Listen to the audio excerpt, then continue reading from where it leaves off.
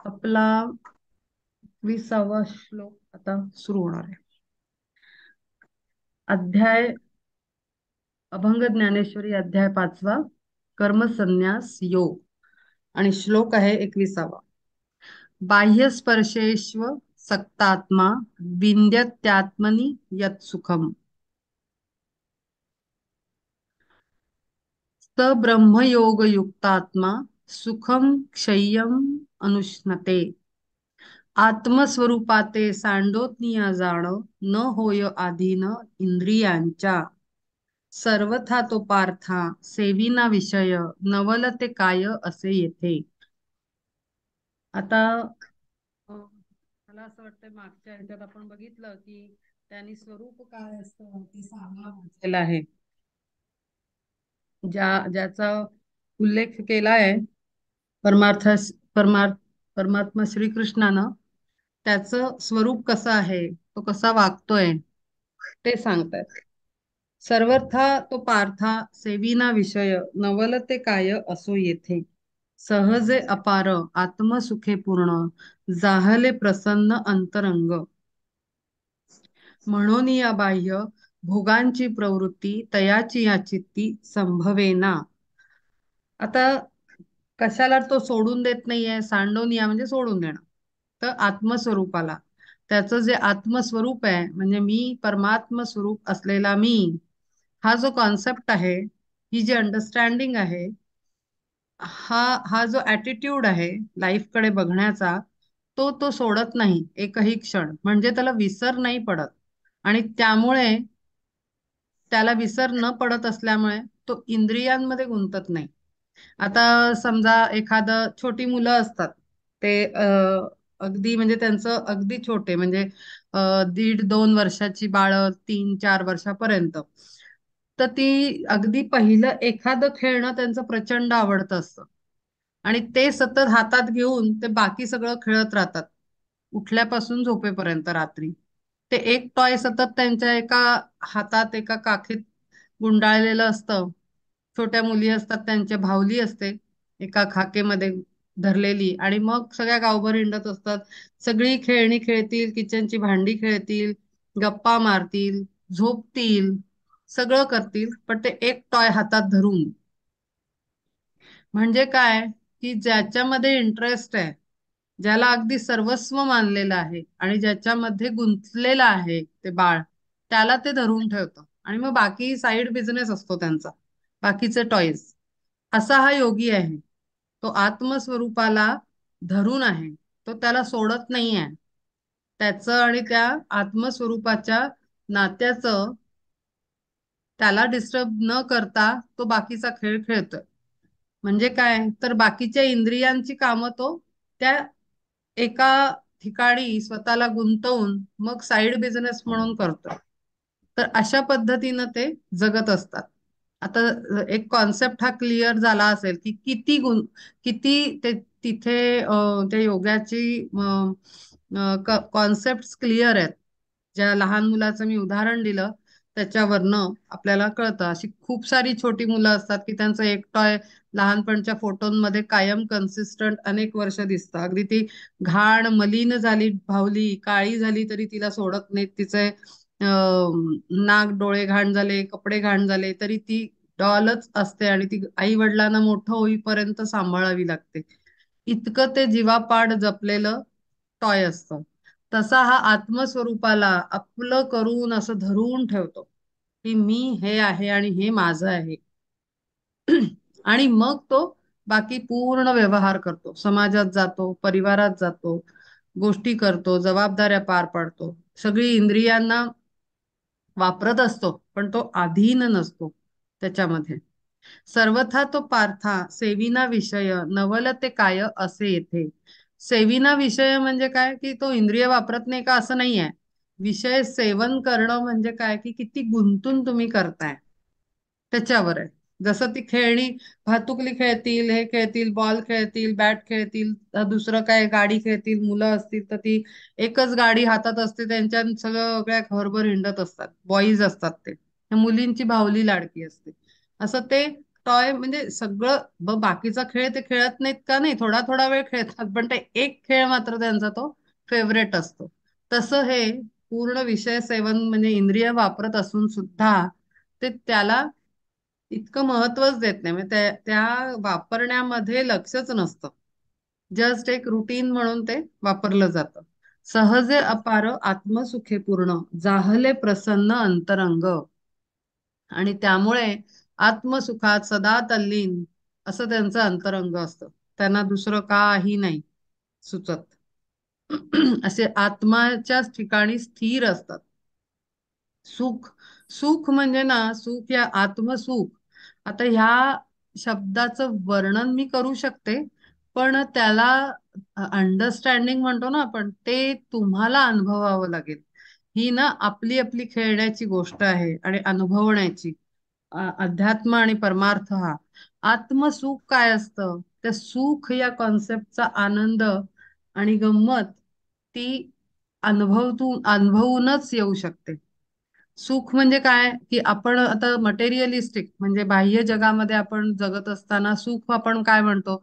सुखात असला माणूस की अगदी चेहरा प्रसन्न, अगदी चेहऱ्यावर कुठलीही हे नसते, म्हणजे काळजीची रेषा नसते, चिंता नसतात, अत्यंत आनंदाने सगळं छान चाललेलं असतं, शरीरही सुखावलेलं असतं, म्हणजे जरा धष्टपुष्ट दिसतं, किंवा अंगावरही रोग दिसत नाहीत, जो सुखात असतो माणूस.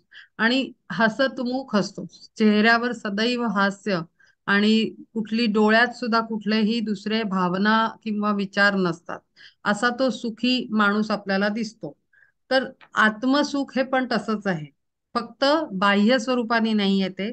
आत्म्याच्या ठिकाणी स्थिर असलेला माणूस ना, त्याला शांत रात्री झोप लागेल, माणसांमध्ये गुंतलेला नाही, उद्या काय होईल त्याची चिंता नाही, मागचं काय झालं त्याचं दुःख नाही, असा तो डीप रूटेड तो सुखी असतो.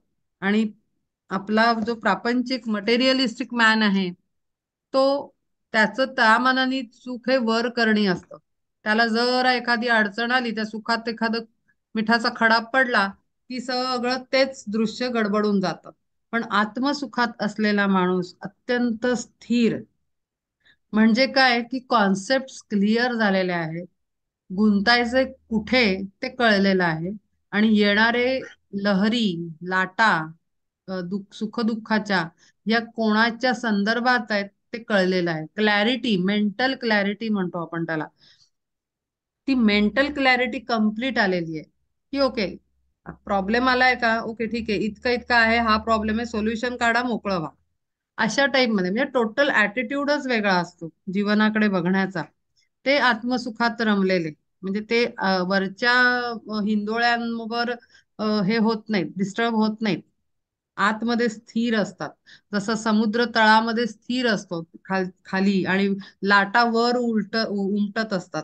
जर ते डीप डाईव्ह करणारे हे असतात ना, त्यांनी ते सांगतील की खाली लाटा आहेत का, तर नाही, खाली छान सुंदर सृष्टी सौंदर्य फार सुंदर असतं तळामध्ये समुद्राच्या, पण वर मात्र लाटांनी सगळं इकडचा कचरा तिकडे, तिकडचा कचरा तिकडे सगळा होत असतो. तसा तो आतमध्ये सुखात आणि स्थिर असतो. आणि वर लाटा येऊन गेल्या, म्हणजे भरती ओहोटी झाली तरी काही फरक नाही पडत, असा तो स्थिर असतो अंतरंगात. जाहले प्रसन्न अंतरंग. सुंदर आतमध्ये किती खूप सुंदर, म्हणजे काही काही ठिकाणी लोक ह्याला जातात, स्कुबा डायव्हिंग म्हणतात त्याला, तिथे बघायला इतकं सुंदर आतमध्ये तळ जो आहे समुद्राचा आणि याचा, तो बघायला लोक जातात. तर अंतरंग इतकं प्रसन्न आणि सुंदर, कारण ते आत्मसुखानी परिपूर्ण रंगीबेरंगी झालेलं आहे, अत्यंत सुंदर छटा त्याच्यात आहेत सगळ्या. पण वर्ण लाटा आल्या गेल्या, भरती ओहोटी, त्याला काही फरक नाही पडत. म्हणून या बाह्य भोगाची प्रवृत्ती तयाची या चित्ती संभवेना. आलीच पुढच्या लाईन मध्ये. बाह्य भोगांची प्रवृत्ती कोणती, तर त्या भरती आणि ओहोटी. त्या बाह्य भोगांच्या म्हणजे बाहेरच्या घडणाऱ्या घटनांच्या शी संबंध त्याचा काही नाही, त्यामुळे त्याच्या आतमध्ये ग्राउंडला, म्हणजे त्याच्या अंतरंगामध्ये, चित्तामध्ये त्याचं काही तगमग होत नाही, तो स्थिर आहे. कारण बाहेरच्या जगामध्ये, बाहेरच्या सृष्टीमध्ये त्याचं सगळं चाललेलं आहे. जे काही होणार आहे त्यालाही माहिती की या शरीराला काय आजारपण आलं, नातेवाईकाचं कोणाचं कमी जास्त झालं तर ते हे शरीराशी संबंधित आहे. पण मी शरीर नाही.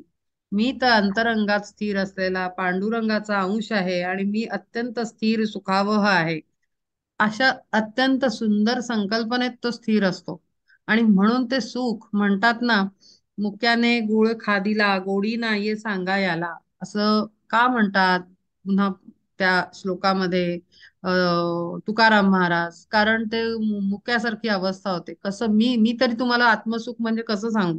मगाशीच म्हटलं की मी सांगू म्हणजे शब्दात सांगू शकते, पण त्याचं अनुभव नाही येऊ शकत. जसं काय सुंदर श्रीखंड होतं हो त्या लग्नामध्ये, त्या प्रोग्राम मध्ये. आता किती सुंदर श्रीखंड आहे तुम्हाला नाही समजणार.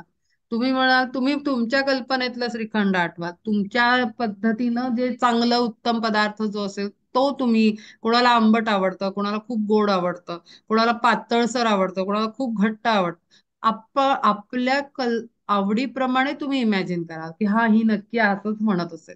पण नाही, मी काहीतरी वेगळं, सुंदरता माझ्या दृष्टीनं वेगळी. तर ते खाऊन बघावं लागेल तुम्हाला, चाखून बघावं लागेल की ते मी म्हणते ते कोणतं आहे, कसं आहे, काय आहे, काय गोडी आहे त्याची. तसं आहे ते. मुक्याने गुळ खादीला गोडी नाहीये सांगा यायला, त्याला तर बोलता येत नाहीये आणि त्यामुळे तो व्यक्तही करू शकत नाही. आणि त्याने केलं तरी ते आपल्याला गोडी हा शब्द खाऊन बघितल्याशिवाय कळणार नाही. त्यामुळे आपल्याला ते गोडी टेस्ट करून बघावी लागेल पदार्थाची. जोपर्यंत आत्मसुख, आत्मा, मी आत्मा हा पहिला पदार्थ आणि मग तिथे स्थिर झाल्यानंतरचं सुख, हे तुम्ही प्रत्येक जण जोपर्यंत चाखून बघत नाही तोपर्यंत मी आत्मसुख फार सुंदर असतं असं म्हटलेलं वाक्य तुम्हाला जाऊन स्पर्शणार नाही आतमध्ये. म्हणून अनुभव घेऊन बघावा आत्मसुखाचा. मग वापस येत नाही आपण बाह्य सुखाकडे. आतच रमतो मनुष्य, कधीच बाह्य बाह्य गोष्टींकडे येत नाही, प्रवृत्ती वळत नाही. आणि तेच इथं म्हटलंय, म्हणून या बाह्य भोगाची प्रवृत्ती तयाची या चित्ती संभवेना, तो बाहेर वापसच येत नाही. आत गेला की आतच, आतच रमतो. इतका सुंदर देखावा अंतरंगात आपल्या आहे. पांडुरंग बसलेला आहे मंदिरामध्ये. आपण कसं गाभाऱ्यातच जाऊन बसतो, आपल्याला मंदिर किती सुंदर बांधलंय, आपण पहा छान आहे, या काळचं आहे, इतक्या वर्षाचं बांधकाम आहे, या राजानी बांधलंय. थोडस आपण नजर फिरवतो, पण पुन्हा एकदा आपली पुन्हा पुन्हा पुन्हा पुन्हा जाऊन आतल्या मूर्तीकडे आपण एकटक म्हणून तिथे बसायची पद्धत आहे मंदिरात. काही क्षण बसा. का बसा? तर त्याच्याशी कनेक्ट व्हा, त्याच्याशी बोला, वार्ता करा. कसे आलात, काय आलात त्याला विचारा, कसा आहेस तू, कसे आहेत तुझे भक्त, हा संवाद करा. म्हणून तिथे मंदिरात बसायची पद्धत असते. तर आपल्याला आपलं मन गाभारातल्या परमात्मा स्वरूपाकडेच खेचतं, मंदिर किती सुंदर असू दे. आता आपली ती अंबाबाईच घ्या, कोल्हापूरची, किंवा कुठलंही घ्या आपलं, हे घ्या, उज्जैनचा महाकाल. तर तुम्हाला तिथे जाऊनच त्याचं स्वरूप बघण्यातच मजा येते, त्या दैवताचं. डोळा भरून आपण म्हणतो, अगदी अगदी डोळे भरून मी दर्शन घेऊन आले. म्हणजे काय, ते मंदिर कसं आहे, त्याला रंगरंगोटी केली आहे का, त्याला डागडुजी केली आहे का, की ते जुनं आहे का नवं आहे, काही फरक पडत नाही. बाह्य वृत्तींकडे आपलं लक्ष नाही. अंतरंगातलं सुख जे आहे त्याला आपण कॅच करायचं. म्हणजे पहा, नॅचरल वृत्ती पण कशी आहे, पण आपण एवढा विचार नाही करत, या एवढा खोलात जाऊन या गोष्टींकडे आपण बघत नाही वळून. की पहा, आपण बाह्य जगात जगत असतानाही आपण त्याच पद्धतीनं जगतो. म्हणजे जे अध्यात्मात सांगितलंय तेच आपण ऍक्च्युली आतमधलंच शोधायला जातो बाह्य जगात सुद्धा. की त्या मूर्तीकडेच आपलं खिचाव आपला होतो. बाह्य सौंदर्याकडे आपलं काही त्याचं लक्ष जात नाही मनुष्याचं. पण ह्या कॉन्सेप्टचा, स्पिरिच्युअल कॉन्सेप्टकडच्या अँगलनी आपण बघत नाही. कारण आपल्याला बाह्य रंगांमध्ये रंगण्याची जास्त सवय झालेली असते. ते बाकीची मग ट्रिप मध्ये ते दोन क्षण आपण विसरून जातो. कुमुदाच्या पात्री भोजन स्वादिष्ट करीजो यथेष्ट चंद्रिकेचे. कुमुद म्हणजे चंद्रविलासी कमळ असं म्हटलेलं आहे. चंद्राच्या ह्याच्या चांदण्यामध्ये फुलणार, त्याच्या रंगात रंगणार असं ते कमळ. कैसा तो चकोर वृक्ष वाळवंट बैसेल चाटीत आवडीने, तैसे आत्मसुख आपुल्याची ठाई प्राप्त झाले पाही जया लागी. तेच सांगितलंय पुढे की ज्याला आत्मसुखाची गोडी लागली तो असा तिथेच घुटमळत बसतो, त्याला मग बाहेर यावं वाटत नाही. मग अशा लोकांचं पहा, म्हणजे ओळखायचं कसं? जरी आपण ग्रंथाचा अभ्यास करत असलो तरी प्रत्येक वेळेला आपल्या मनात एक विचार नक्की येत असेल की हे सगळं ठीक आहे, पण आपल्याला अशी माणसं असलेली तरी कशी कळणार अवतीभोवती. तर त्याचं उदाहरण असं आहे की जे काही म्हाताऱ्या लोकांचं तरुणांमध्ये फार रेअर दिसतं आजकाल, पण म्हातारे लोक ज्यांचं सगळं जगून होऊन जातं त्यांचा ना इंटरेस्ट हळूहळू कमी होतो. म्हणजे काहींचा रोगामुळे होतो, म्हणजे नक्की ओळखता आलं पाहिजे कुठलं व्यक्ती कशी आहे ती. म्हणजे डिमेन्शिया वगैरे सारखे आजार आहेत ते त्यांचे ते डिस्कनेक्ट होऊन जातात, तसं नाही म्हणत आहे मी. काही लोक व्यवस्थित हट्टेकट्टे धडधडीत असताना, शरीराने धडधाकट असताना, इंद्रिय उत्तम कार्य करत असताना सुद्धा त्यांचा मटेरियल वर्ल्ड मधला म्हणजे खरेदी करणं, हिशोब ठेवणं, बँकेत जाणं, नंतर रोजचे गोष्टी करणं नको वाटायला लागतं त्यांना. थकव्याच्या याने नाही, इंटरेस्टच्या पॉइंट ऑफ व्ह्यूने. की असं वाटतं की हे तेच तेचपणा जो असतो तो नको, आणि हा बाह्य स्वरूपाचा सगळा तामझाम आहे हे कळायला लागतं त्या काही सोल्सना.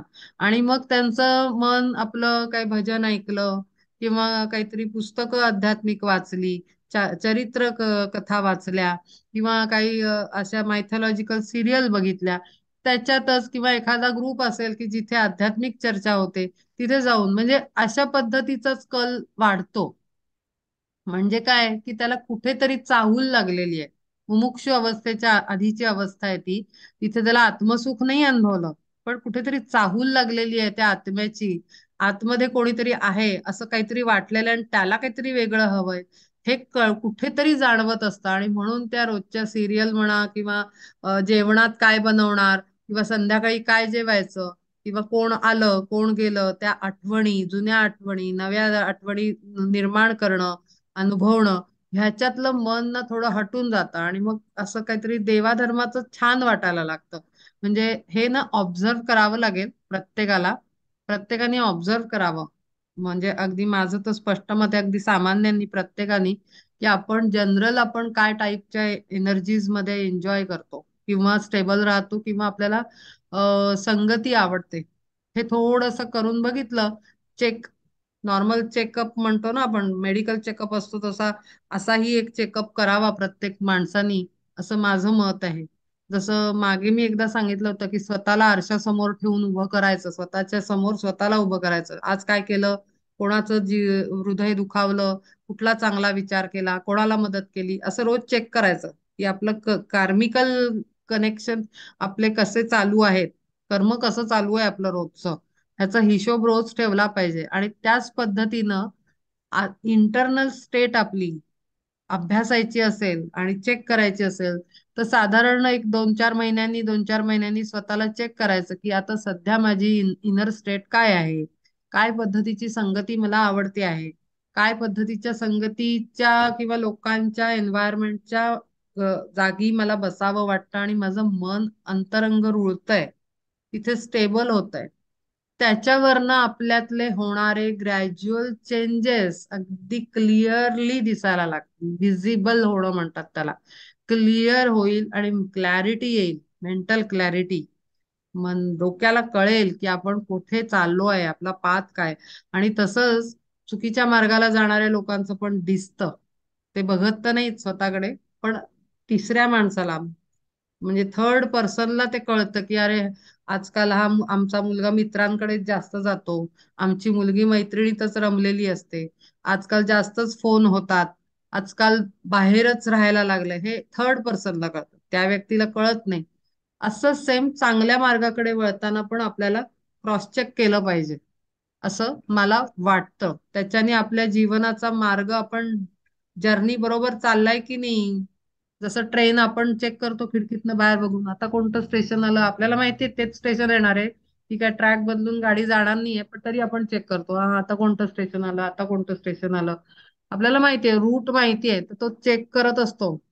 कॉन्शियसली नसतं ते, अनकॉन्शियसली होते त्या सगळ्या गोष्टी. तर पण ते कॉन्शियसली झाल्या पाहिजेत लाईफमध्ये, की आपण कसे चाललोय, आपला पाथ काय चालू आहे लाईफचा.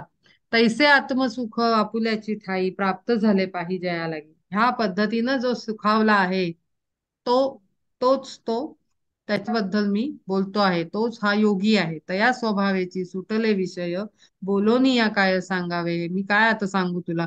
आपोआपच त्याचे सगळे विषय सुटले, कारण तो आतमध्ये स्थिरावला आहे आणि आतल्या सौंदर्यातच तो रमला आहे. त्याला बघण्यात आतमध्ये काय काय काय काय आहे ही खरी गोष्ट आहे. मला आता तर नाही त्या त्या थॉट मध्ये मी असते, पण पूर्वी, खूप पूर्वी ना, मला असं अनेक वर्षांपूर्वी मला असं लोकांना बघून ना बेचैन व्हायचं. असं वाटायचं काय उगीच इकडे बाहेर इकडे उचापात्या करत हिंडत असतात लोक. आतमध्ये जरा वळले तर आत इतका भूमिगत असलेला खजिना सापडल्यासारखा सापडतो. अंतरंगात आपण जर वळलो तर, म्हणजे एखादी गुफा सापडावी सोन्याच्या आणि ह्याला मिळाली होती तशी, अल्लादीनला त्या गोष्टीत 40 चोर, तसं आतमध्ये आहे खरं म्हणजे. पण माणूस बाहेरच्याच चकाकणाऱ्या गोष्टींकडे इतका बाह्य प्रवृत्त होतो, पण आतमध्ये वळलो तर आपल्या आत जास्त खजिना आहे. आणि म्हणतात ना, पिंडी ते ब्रह्मांडी, तर त्याचा हा दुसरा अर्थ मी सांगते, की आत बाहेर जेवढं दिसेल त्याच्या 10 पट आतमध्ये आहे, आणि ते जास्त खरं आहे आणि पॉवरफुल आहे. भोग सुखे आता भुलविले कोण, पाहे विचारून कौतुके हे. येही स्पर्श येही संस्पर्श ज्या भोगा, दुःख योनय एवते, आद्यंतवंत कौंतेय, न तेषु रमते बुधा. जैसा का भुकेला भिकारी तो पाही, भक्षितो कोंडाही आवडीने. भूक लागल्यानंतर आपण चिडून म्हणतो ना, भूक लागल्यावर काय काही पण खाईन, काय जे असेल ते द्या. पोट भरणं आता या क्षणाला आवश्यक आहे, कासावीस व्हायला लागतं. तसं तैसे जया लागी नाही आत्मज्ञान, रमे तुझी जाण इंद्रियार्थी. अगदी तशाच पद्धतीनं इंद्रियाकडे वळलेला मनुष्य जगत असतो. काही द्या, मी हे नाही तर ते करीन, ते करेन. इंद्रिय टन टन टन उड्या मारत असतात सगळे, तर त्यांना कसं तरी, म्हणजे भूक लागल्यावर कसं असं डोकं आउट होतं माणसाचं, की काही पण द्या, जे द्याल ते खाईन मी आता. फळं म्हणला फळं, पाणी द्या, सरबत द्या, आईस्क्रीम द्या, काय जे मिळेल ते द्या. कालचं उरलंय जेवण, अहो दे आता, भूक लागली, राहू दे मग आता, नवीन नको करत बसू, मला जे असेल ते दे. अशी रिॲक्शन असते ह्युमन बिंगची. अगदी तशीच प्रत्येक इंद्रियाला भूक लागते, भूक. ही नॅचरल हे आहे, त्याच्यात दोष नाही आहे. हे नॅचरल डेव्हलपमेंट किंवा फंक्शनिंग म्हणू शकतो आपण. फिजिकल बॉडीचं फंक्शनिंग आहे, नॅचरल आहे, बाय डिफॉल्ट आहे. तर ते फंक्शनिंग आहे, तिथे सतत इंधन म्हणजे खाद्य टाकावं लागतं. त्याच्याशिवाय ती शांत होऊ शकत नाहीत. त्यांना चालवण्यासाठी त्यांना खाद्य टाकावं लागतं. तैसे जया लागी नाही आत्मज्ञान, रमे तोची जाण इंद्रियार्थी. ना तरी तृषार्थ होनी हरिण, भ्रमे विसरून जळा लागी. अशा पद्धतीनं ज्यांना आतमध्ये कोणी वळलंच नाहीये, खिडकीतनं आत घरात पाहिलंच नाहीये, की काय आहे आतमध्ये, हृदयात काय बसलेलं आहे, त्यांना ते माहिती नाहीये. मग ते बाहेर असे रमत राहतात आणि इंद्रियांना, भुकेला जसं अन्न घालतो आपण, जे मिळेल ते ते घालत राहतात.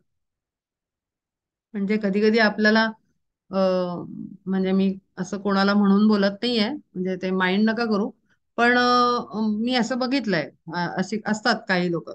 कोण वगैरे असं मी सांगू नाही शकत, जस्ट एक ऑब्झर्वेशन, की एका ठराविक वेळेला टीव्ही बघायचा आहे किंवा एंटरटेनमेंट, मग त्यावेळेला ते काही नसेल तर मग मनुष्य, त्याला ते सवय लागली ना, तर ते डोळ्यांना काहीतरी द्यायला तर पाहिजे. मग जे मिळेल ते बघतील. मग कधी कधी म्हणजे इरिटेशन होते अशा व्यक्तींना बघून, अरे यार काही नाही आहे तर मग बंद कर आणि दुसरं काम कर ना. नाही, मग न्यूजच लावतील, नाही तर मग कुठला तरी लागलेला सिनेमाच बघत बसतील, गाणी लागली तर गाणीच बघत बसतील, पण तो टीव्ही काही बंद नाही होणार, तो चालूच आपला. काहीतरी लागलं पाहिजे, काहीतरी आवाज आले पाहिजेत आणि काहीतरी ऐकलं आणि बघितलं पाहिजे. असे खूप म्हणजे मला तर वाटतं घराघरातनं बऱ्याच दिसतील असे मनुष्य प्राणी आणि अशी माणसं आणि फॅमिलीज अशा मिळतील. काही आवश्यकता नाही, नाहीये काही तर बंद करा, त्याला शांत करा, आपण शांत राहा. पण तसं नाही होत. तसं तसं इंद्रियांना भूक लागते ना त्या वेळेला. जसं जेवायची वेळ असते तेव्हा इंद्रियांना भूक लागते, आपल्या पोटाला डायजेस्टिव्ह सिस्टम बोलायला लागते, जेवण द्या, जेवण द्या, जेवण द्या. तसं ते टीव्हीची वेळ झाली की ते डोळे म्हणाला काहीतरी बघायचंय, कानाने काहीतरी ऐकायचंय. अक्षरशः असं म्हणजे कार्टून बनवलं तर असं ते बोलतील, कान, नाक, डोळे. तर तसं अक्षरशः ते वाटतं. म्हणजे मला असं इमॅजिनेशन येतं डोक्यामध्ये की असं होत असावं. आणि म्हणून मग जे मिळेल ते, जसं वर आता म्हणलंय की काय जे असेल ते दे बाबा जेवायला, अशी ती अवस्था होते. ज्यांना आत्मज्ञान नाही, आतमध्ये कोण आहे, मी कोण आहे हे कळलं नाही, त्याची ही अशी अवस्था होते, असं ते परमात्मा श्रीकृष्ण सांगत आहेत. ना तरी तृषार्थ होनी हरिण भ्रमे विसरून जळा लागे, मग माळरानी दिसे जळाभास, भुलोनी तयास जे येई तेथे, तैसी स्वसुखाची सदा जयावाण, नाही आत्मज्ञान जया लागी, तयासीच पाहे विषय हे पार्था, वाटती सर्वथा सुखमय. ज्याला स्वसुखाची सदा जयावाण नाही आत्मज्ञान, त्या आत्म्याचं ज्ञान झाल्यानंतर स्वरूप सुख काय असतं हे हे ज्याला कळलेलं नाहीये, त्याला विषयांमध्ये सुख वाटतं. आणि अत्यंत दिवस छान गेल्यासारखं, अत्यंत सुंदर घड्याळाचे समय जो आहे परमात्म्याने बनवलेला तो वापरल्याचं समाधान होतं आतमधनं, की अरे वा, आजचा दिवस सत्कारणी गेला आपला, आपण अमुक अमुक नव्हतं तर अमुक पाहिलं. एरवी विषयी सुख धनंजया, बोलणेची वाया जाणं ऐसे, काही नाही तरी कागा विद्युत प्रकाशेच, उजाडे न साच जगा माझी. एरवी विषय सुख धनंजया, बोलणेची वाया जाणं ऐसे, नाही तरी कागा विद्युत प्रकाशेच, उजाडे न साच जगा माझी. जरी मेघछाया पर्जन्याची धारा, ऊन आणि वारा निवारिल, तरी ती माळीती सुने गच्ची घरे, भावी सांग बरे कासयासी, पाहे बचनाग जोका विषकंद, तया जैसे गोड म्हणावे गा. जे जे चुकीचं आहे ना ते चुकीचंच आहे, त्याला आपण गोड मानून खाऊ नाही शकत. जे विष आहे तर ते विषच आहे, त्याच्यात गोड गुळ घातला आणि साखर घातली म्हणून ते गोड पदार्थ नाही बनू शकत. तैसे भोग सुख जरी म्हणो गोड, वाया बडबड नेळाता ती.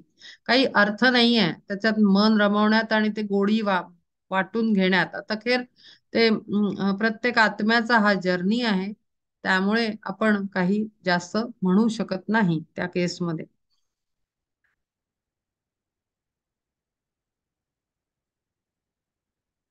तरी तिमाळीचा अर्थ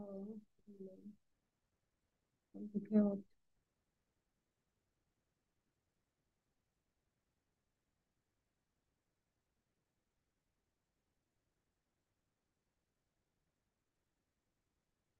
हम्म.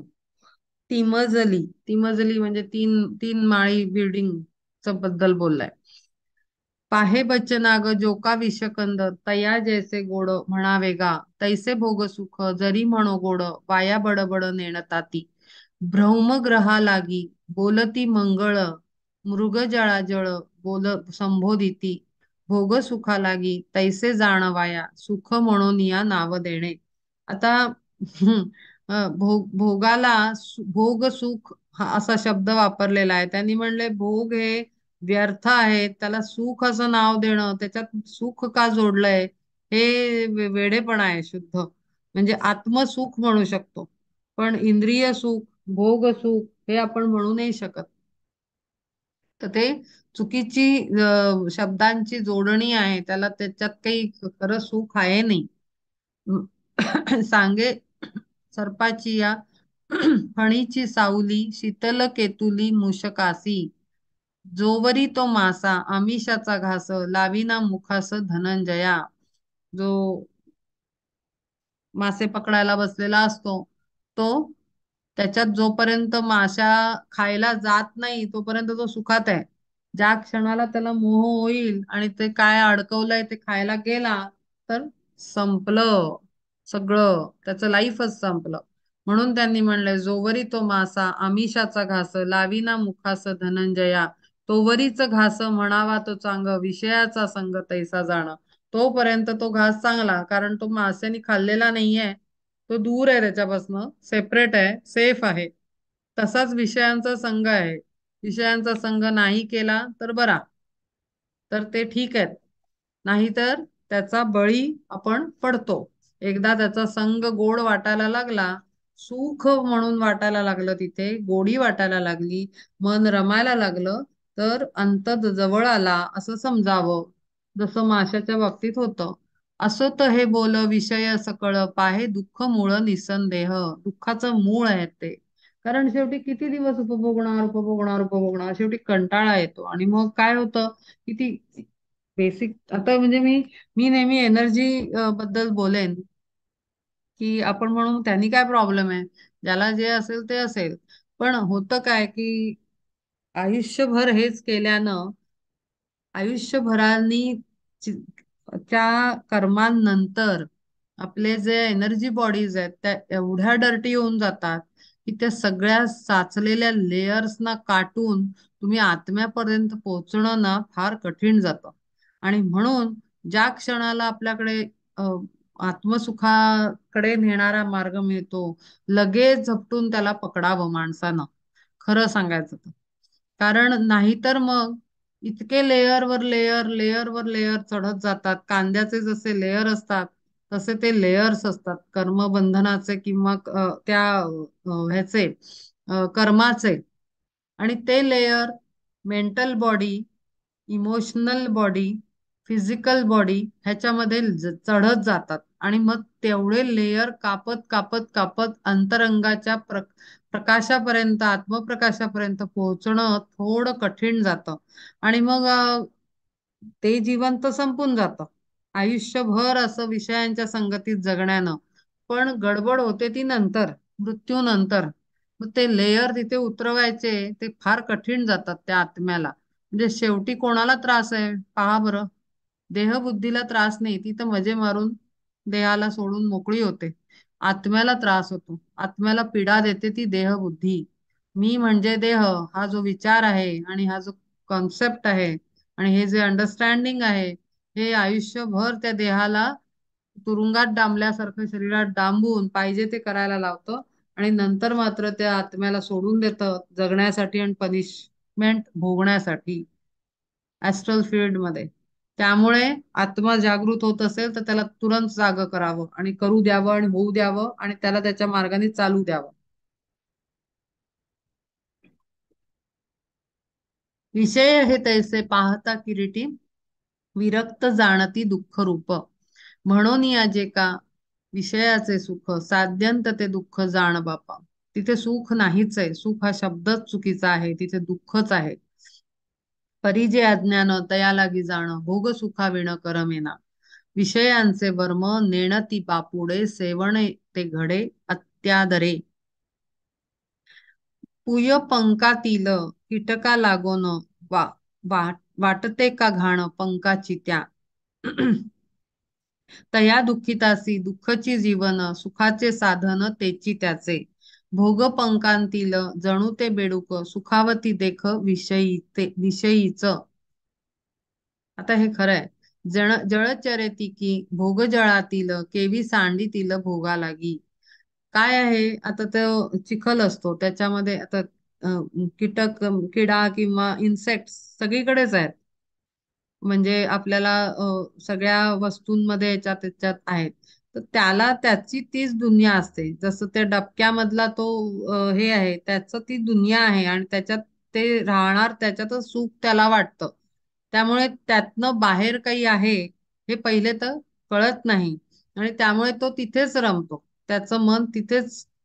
त्याला काही दुःख किंवा चुकीचं असं काही वाटतच नाही, कारण त्याला घाण वाटतच नाही. त्या घाणीतच राहणारा किड्याला घाण कशाला वाटेल, त्याच्यासाठी तर ते उत्तम जागा आहे ती.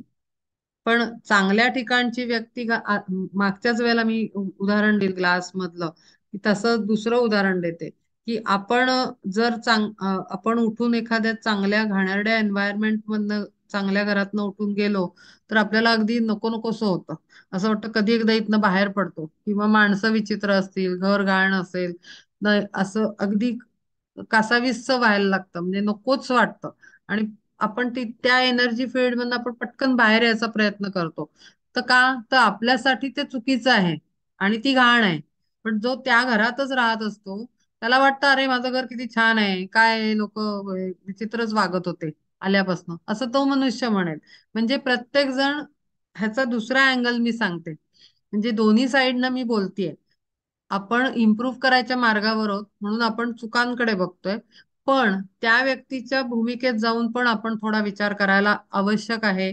कारण प्रत्येकालाच काही आध्यात्मिक उन्नतीचा मार्ग मिळतोच असं नाही. मग आपण त्यांची अवहेलना करायची का? आपण त्यांना नावं ठेवायची का, जे भोगसुखामध्ये रमलेले आहेत? तर अजिबात नाही. कारण का? त्यांचा आत्ता वेळ आलेला नाहीये. त्यांना आता त्यांची ती घटिका आली नाहीये जाग होण्याची.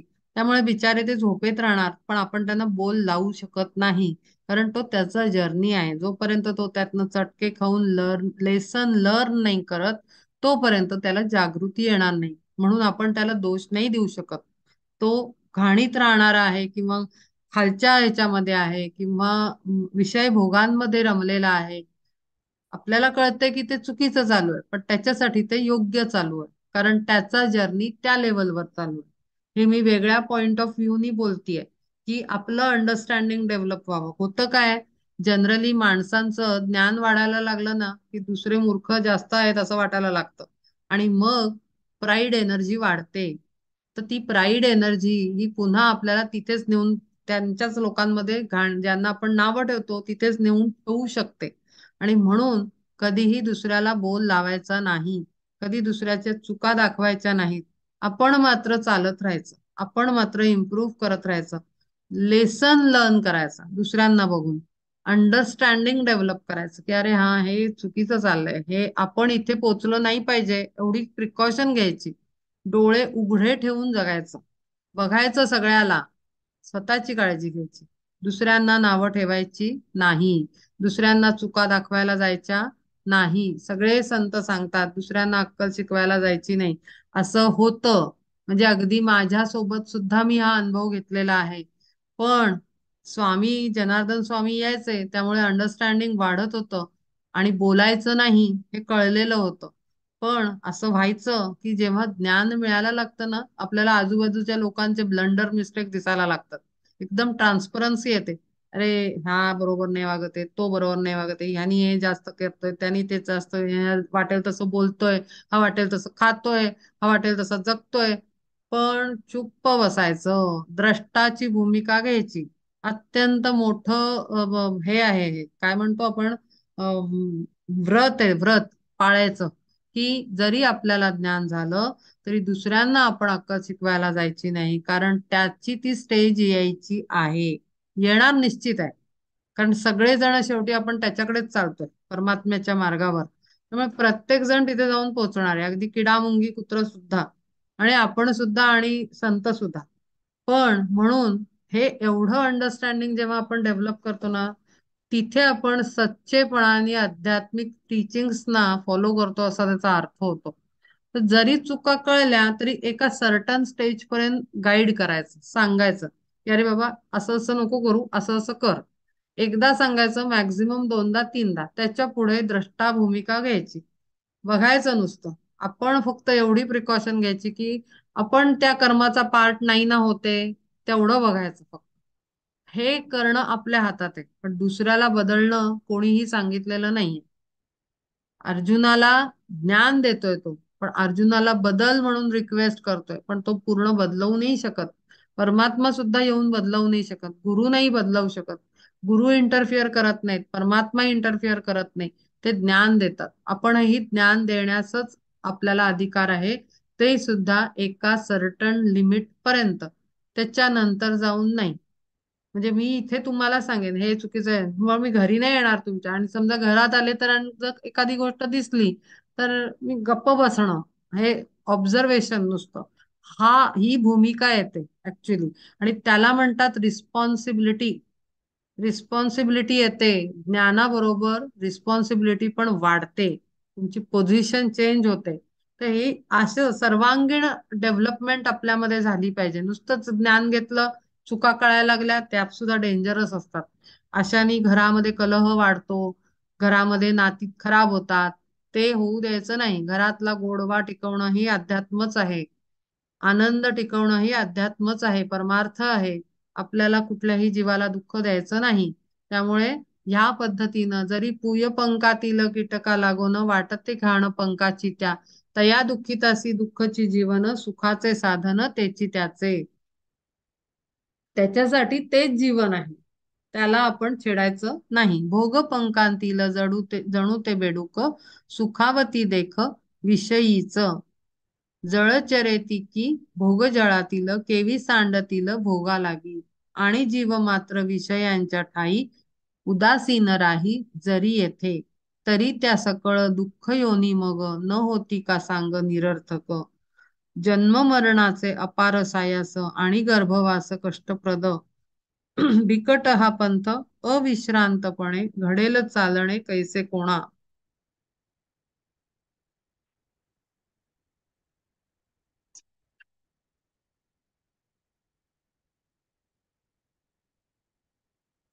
अविश्रांतपणे म्हणजे एकसारखे, कंटिन्युअस. बिकट हा पण जन्म मरणाचे अपार सायास आणि गर्भवास कष्टप्रद. बिकट हा पंथ अविश्रांतपणे घडेल चालणे कैसे कोणा. हा, खर तर गर्भवास हा कष्टप्रद आहे. का कष्टप्रद आहे? हा गर्भवास कष्टप्रद ही कॉन्सेप्ट अनेकदा अभंगांमधनं, म्हणजे स्पेशली त्या ज्ञानेश्वर नाही, तुकाराम गाथेमध्ये फार वेळा आलेला आहे हा शब्द. मॅक्झिमम टाइम्स आलेला आहे. गर्भवास हा पेनफुल आहे, ह्याच्याबद्दल जन्म मरणाचे फेरे, ह्याच्याबद्दल खूप खूप खूप लिहिलेलं आहे तुकाराम महाराजांनी. कारण का, गर्भवास एक तर गर्भामध्ये तो 9 महिन्यांचा वास, राहणं आत्म्याचं, ते फार पेनफुल आहे. ते घाणेरड्या ह्याच्यात कोंडल्यासारखं तो जीव असतो.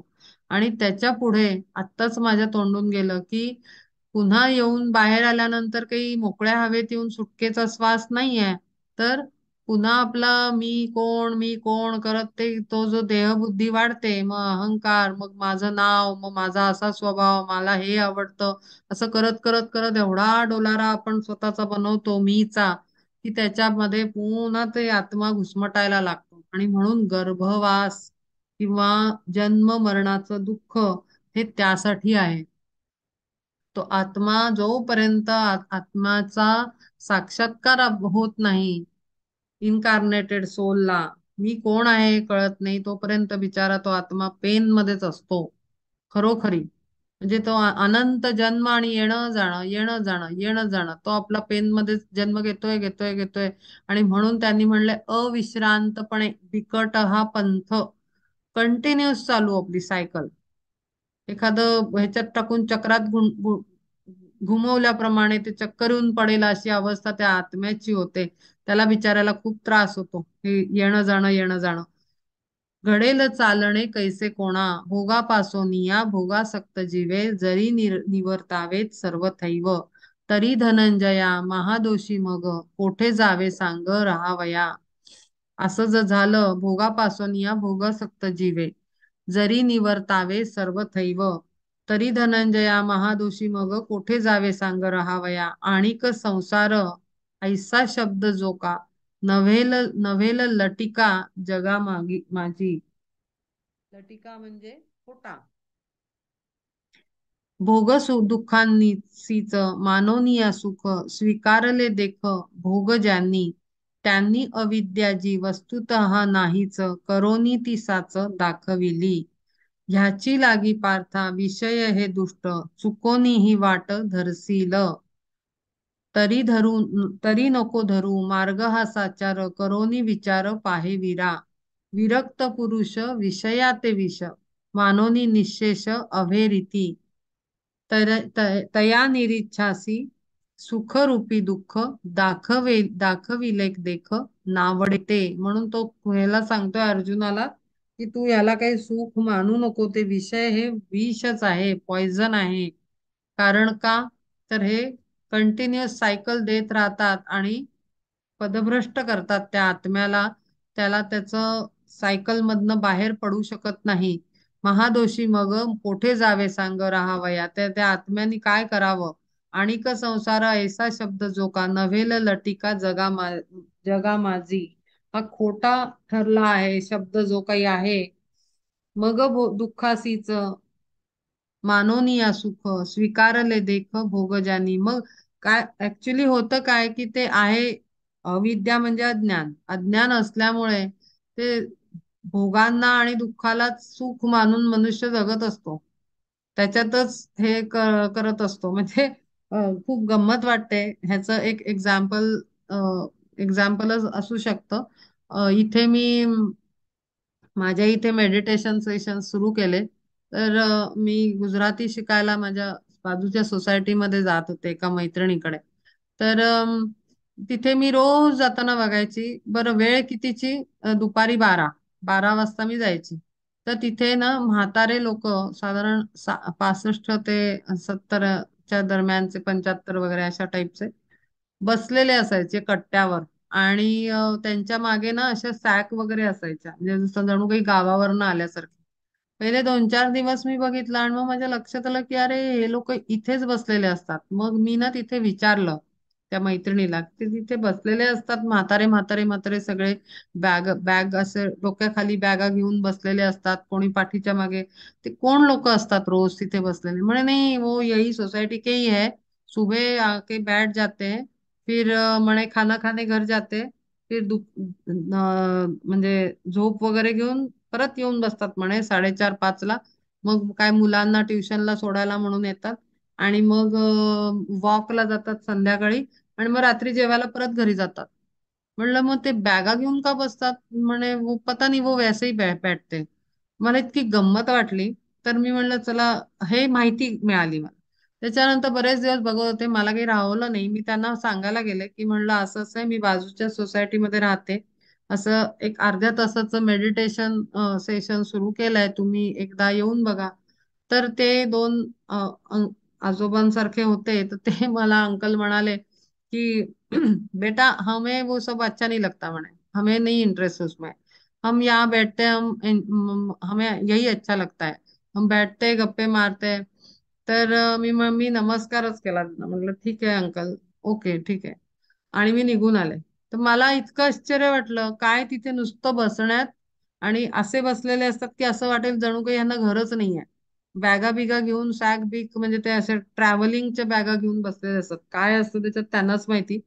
पण फार विचित्र चित्र. म्हणजे असं म्हणजे हे जे म्हटलंय ना हे पटतंय.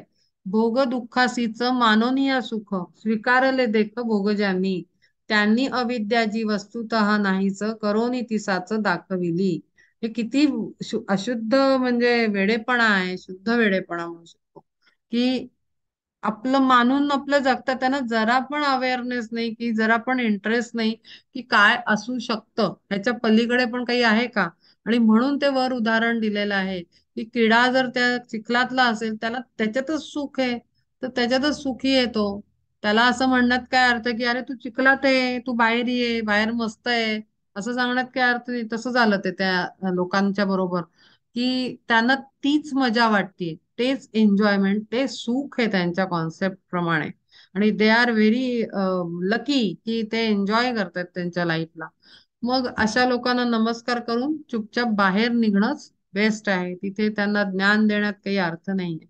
आणखीन एक सांगितलं आहे, म्हणजे आता आता हे मी याच्यासाठी सांगतेय की एक 5 अध्याय आपले झाले. आपल्याला बराच अवेअरनेस आलेला आहे स्पिरिच्युअलिटीचा, परमात्म्याचा, आपण कोण आहोत याचा. आपल्याला ह्या स्टेजमध्ये एक टेस्ट येते समोर. सतत सतत सतत आतमधनं फुटकायला लागतं आपलं ज्ञान. असं वाटतं ह्याला सांगावं त्याला सांगावं, अरे असं असतं, अरे तसं असतं, हे खरं नसतं, ते खरं असतं, हे खोटं असतं, अमुक अमुक असतं, तमुक तमुक असतं. सांगायला जायचं नाही. हे प्रिन्सिपल आहे, हा रूल आहे, हा फॉलो करायचाच, नाहीतर नाती बिघडतात, वातावरण खराब होतं, दुसऱ्याचे हृदय दुखावले जाते आणि त्यातनं आपल्याला अपयश येतं आणि बॅड कर्म जनरेट होतं. म्हणून साठी एका लिमिट पर्यंत लिमिट क्रॉस करायची नाही आणि सांगायलाच जायचं असेल तर एका लिमिट पर्यंत सर्टन स्टेज पर्यंतच सांगायचं. त्याच्या पलीकडे क्रॉस करायचं नाही. कारण हा पुन्हा पुन्हा सांगेन, हा प्रत्येकाचा जर्नी असतो. मला जे कळलं ते मी जर सांगायला गेले तर एक तर समोरच्याला अहंकार निर्माण झाला असा गैरसमज होतो की हो तुला मोठं माहिती सगळं, हो आजकाल मग ते लोक असं डिवचतात की हो आजकाल ते अभ्यास चालू आहे, हो आजकाल वाचन चालू आहे. आणि मग ते आपल्याला हर्ट होतं, मग आपल्याला असं इन्सल्टिंग होतं, मग आपण पुन्हा चेव चढ म्हणजे हे जनरल ह्युमन बिंगचं नेचर आहे, हे ऑब्झर्वेशन आहे माझं. आणि हे आज झालेलं गोष्टींचा अभ्यास आहे, म्हणजे मलाही झालेलं आहे असं. पण मी थोडस ऑब्झर्वेशन मोडवर जास्त असते पहिल्यापासून, म्हणजे अगदी अगदी सुरुवातीपासून वयाच्या, की मी बघते काय चाललंय आणि शक्यतो मी सांगायला जात नाही. आणि जिथे आवश्यक असेल बदलाव घडवणं तिथे मात्र बदलवून आणलेलं आहे, पण एका लिमिटच्या पलीकडे क्रॉस नाही करायचं. कारण त्याच्याने फार फार जास्त म्हणजे काय म्हणतो आपण वातावरण खराब होतं. करू नये हे. तर त्यामुळे असं करायला जायचं नाही. आणि म्हणून हे सुद्धा मला वाटतं ह्याच्यामध्ये सांगितलेलं आहे, अशा टाईपचा श्लोक मनाचे श्लोकामध्ये दिलेला आहे, किंवा आपल्या रामदास स्वामींनी ही गोष्ट अगदी निक्षून सांगितलेली आहे की तुम्हाला ज्ञान आलं म्हणून लोकांना सांगायला जाऊ नका, किंवा लोकांचे डोळे उघडायला जाऊ नका की अरे तू झोपलायस तू. जोपर्यंत तुमच्या समोर तुम्ही काही कार्य सुरू करत नाही तेव्हा लोकांना आपण होऊन येऊ दे, आपण सांगायला जायचं नाही. विचारायला येऊ दे की अरे ही शंका आहे, मग ह्याचं काय उत्तर आहे, मग तुम्ही आपलं पूर्ण ज्ञान सांगावं की हे असं आहे, असं असतं, असं नसतं, तसं नसतं. ओके ठीक आहे. अशी पद्धत आहे. आणि म्हणून तुम्हाला हे माहिती असेल की संत कोणाच्या घरी नव्हते जात सांगायला, त्यांना आपले त्यांचे विचार मांडायचे. जे ज्याच्या सोलची वेळ आलेली आहे तो बरोबर शोधत येतो असं ज्ञान, अशी जागा, अशी बैठक आणि असं व्यक्ती, की तो बरोबर त्याचं म्हणजे काय की त्या आत्म्याची ती वेळ आली, तो जर्नी त्याचा बदलतोय, स्टेशन बदलतोय. हे आत्म्याच्या जर्नीचा पार्ट आहे हा सगळा जीवन हा. त्यामुळे प्रत्येकाचा एक्सपिरियन्स वेगळा असणार आहे. तो आपण बदलू नाही शकत, जर्नी बदलू नाही शकत, स्टेशन बदलू नाही शकत, तो तसाच जाणार आहे. तरी नको धरू मार्ग हा साचार, करोनी विचार पाहे विरा, विरक्त पुरुष विषया ते विष, मानोनी निशेष अवेरिती, तया निरीच्छासी सुखरूपी दुःख, दाखविले देख नावडे ते. सुखाचं हे आवरण करून जर त्याला दुःख दिलं तर त्याला, विरक्त पुरुषाला हे सगळं व्यवस्थित कळतं. म्हणून तो कधीही विषयांना कवटाळायला जात नाही, त्याला विषच मानतो आणि त्याला दूर ठेवतो. त्याला अवेरतात म्हणजे नाकारतात, दूर ठेवतात. आणि त्यांना सुखरूपी असलेलं दुःख त्यांना घेण्याची इच्छा कधी असत नाही जवळ. मन मन मन नाही होत त्यांचं की आपण हे सुख मानून दुःखातला कवटाळावं, असं त्यांना कधीही वाटत नाही.